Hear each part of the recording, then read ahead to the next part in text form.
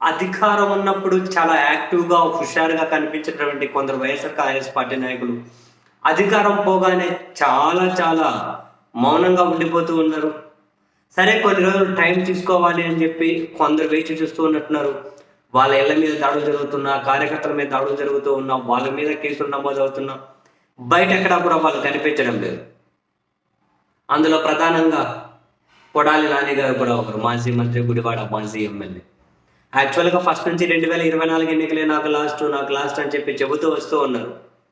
But ఆయన రాజకీయంగా next ఎలాంటి నిర్ణయం తీసుకుంటారు అనేదైతే చూడాల్సిన సందర్భంలో ఇప్పుడు జగన్మోహన్ రెడ్డి గారు తాజాగా కలిసిన తర్వాత లేదు ఇప్పుడు రాజకీయాలకు దూరంగా ఉండాలని చెప్పి నిర్ణయం తీసుకోకూడదు అని, క్యాడర్‌కి మనం భరోసా ఉండాలి అని, మొత్తం నేను త్వరలో జిల్లాల పర్యటనకు వెళ్తాను, క్యాడర్‌కి భరోసా ఇస్తాను, రాష్ట్ర వ్యాప్త పర్యటన నేను చేస్తాను, మీరు కూడా క్యాడర్‌కి అండగా ఉండండి అని జగన్మోహన్ రెడ్డి గారు సూచించారని, దాని ప్రకారం ఉమ్మడి కృష్ణా జిల్లాకు చెందిన వైఎస్ఆర్ కాంగ్రెస్ పార్టీలో కీలక నాయకులుగా ఉన్నటువంటి కొడాలి నాని గారు, అటువైపు పేర్ని నాని గారు, వీళ్ళిద్దరూ కూడా ఒక కీలక నిర్ణయం తీసుకుంటారు అని చెప్పి అయితే వార్తలు వస్తూ ఉన్నాయి.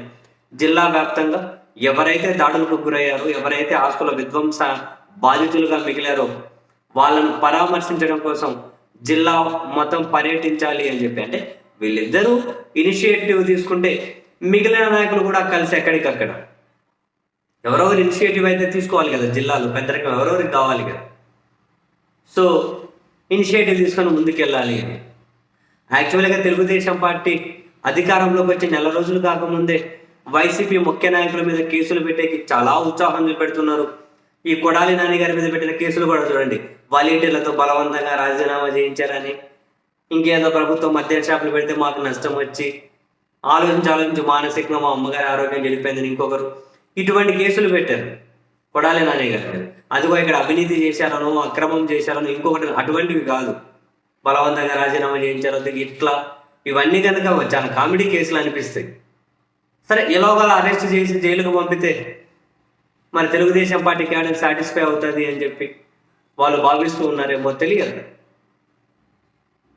సో మొత్తం మీద కొడాలి నాని గారి మీద పెట్టిన కేసులు, ఆయన కోర్టులో ఉపశమనం, ఆ ప్రయత్నాలు అయితే జరుగుతున్నాయి. మరోవైపు జిల్లా వ్యాప్తంగా కూడా త్వరలో పర్యటన చేసే అవకాశాలు అయితే ఉన్నాయి. సో ఎవరెవరైతే ఇనిషియేటివ్ తీసుకుంటే మిగిలిన జిల్లాలో కూడా జిల్లా వ్యాప్తంగా నాయకులకి ఎక్కడికెక్కడ క్యాడర్ దగ్గర కనుక వెళ్తే, సో దట్ క్యాడర్కి కూడా ఉత్సాహం వస్తుంది. నెక్స్ట్ వాళ్ళ పార్టీ అధినేత కూడా జనంలోకి వస్తే, వాళ్ళ క్యాడర్ వరకు వస్తే, అప్పుడు మళ్ళీ అగైన్ వాళ్ళ రాజకీయం అనేది వాళ్ళు మొదలెట్టచ్చు.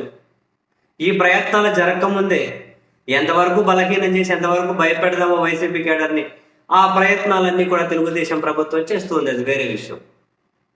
సో నేను చాలాసార్లు చెప్తా, అధికారం ఉన్నప్పుడు అంటే ఒకరిని ఉద్దేశించి అంటలేదు, ఎప్పుడైనా ఎవరైనా, నేను కానీ మీరు కానీ, వైసీపీ వాళ్ళు కానీ, టీడీపీ వాళ్ళు కానీ, జనసేన వాళ్ళు కానీ, కమ్యూనిస్టులు కానీ, బీజేపీ వాళ్ళు కానీ, ఎవరైనా కానీ అధికారం ఉన్నప్పుడు అనుభవించడం, ఎగిరెగిరి పడడం, దానికి లీడర్షిప్ ఏం కావాలి? ఆ అధికారం చుట్టూ జనం ఉంటే ఎవరైనా ప్రదర్శించవచ్చు.